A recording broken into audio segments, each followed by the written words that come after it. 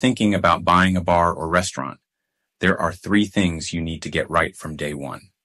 First, you have to be willing to train your staff for the first month and step back in whenever needed. If not, you'll be held hostage by bad management and declining service. Second, figure out what role you actually want in this business and make sure you'll enjoy it. And third, this is where my advice is different from what you usually hear. That 30% food cost everyone talks about, it won't cut it.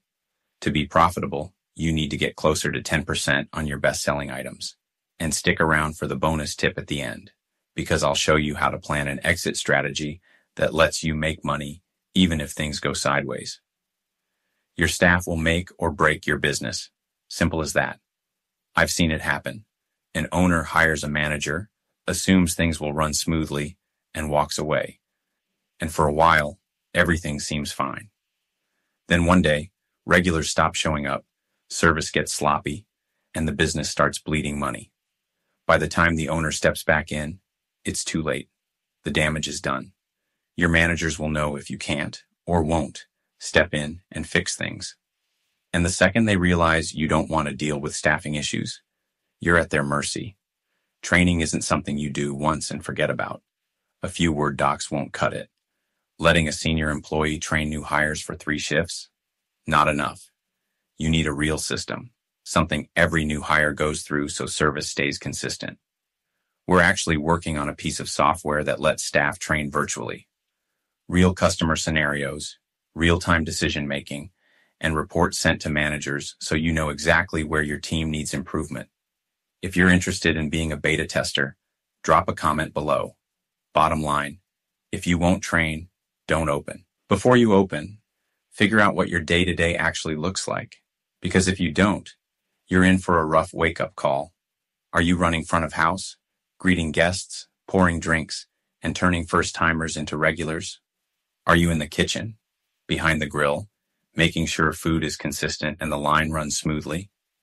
Are you handling marketing and strategy, running promotions, managing costs, and keeping the business profitable? Or are you responsible for everything breaking? Because at some point, everything will break. If you're not ready to handle maintenance and repairs, you need to have someone who is. And look, if you haven't worked in the role you're planning to take on, go get experience now. If that sounds like too much effort, this business isn't for you. Also, stay involved in ordering for as long as possible.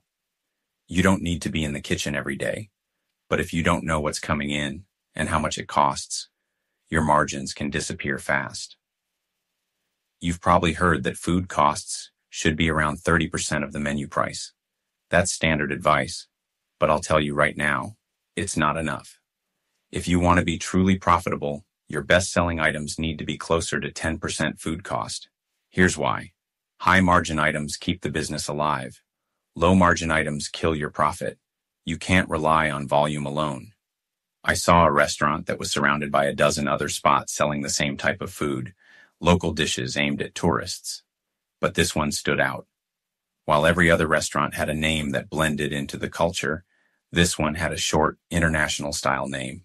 Easy to remember. Same food, just modernized. Same ingredients, just plated better. And their prices, double what everyone else was charging. Tourists didn't care. They weren't looking for the cheapest meal. They were looking for an experience. And that small shift in branding and presentation made all the difference. This is what I mean when I say margins matter more than volume. You don't need to sell more.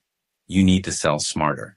So before you open, ask yourself, are you actually pricing your best-selling items for profitability, or are you just copying what everyone else is doing?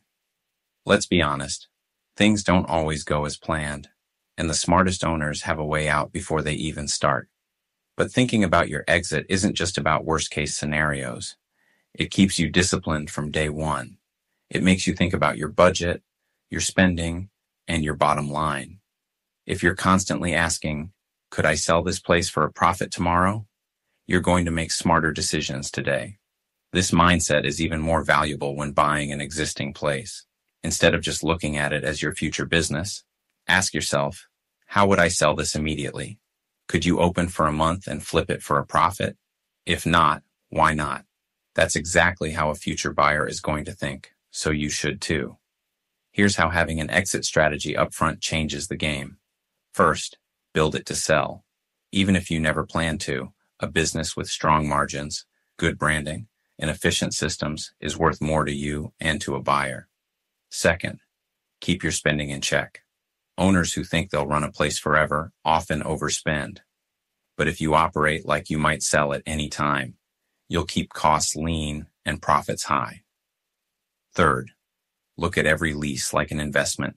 If you pick a great location, your lease has value.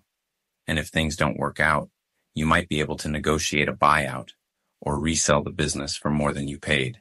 If you plan your exit early, you'll spend smarter, run a tighter operation, and always have options.